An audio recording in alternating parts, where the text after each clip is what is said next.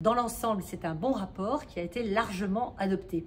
Toutefois, un point du texte a soulevé une tempête au Parlement européen et dans les médias, un paragraphe proposant l'interdiction du chalut de fond dans toutes les aires marines protégées. Dans ces espaces, les activités y sont autorisées si elles ne vont pas à l'encontre des objectifs de préservation. Ces aires marines protégées sont une réponse aux multiples pressions subies par l'océan, changement climatique, pollution, activités humaines, notamment les techniques de pêche les plus destructrices.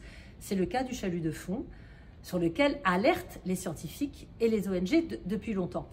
Mais le chalutage de fond est aussi une grosse part de l'activité des pêcheurs qui, dans le même temps, travaillent eux-mêmes à réduire les impacts des engins de pêche. Pour autant, les écosystèmes marins et côtiers continuent de se dégrader.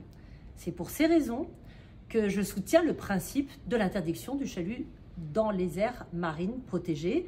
Nous sommes sur un texte non législatif, c'était le moment d'envoyer un signal fort. Nous pouvons au moins réduire les pressions dans les espaces protégés. Le texte tel qu'il a été adopté aujourd'hui au Parlement européen est un premier pas, mais nous devons aller plus loin, beaucoup plus loin. Avançons collectivement, l'Union européenne, les États membres, les scientifiques, avec les marins-pêcheurs, les associations, la société civile.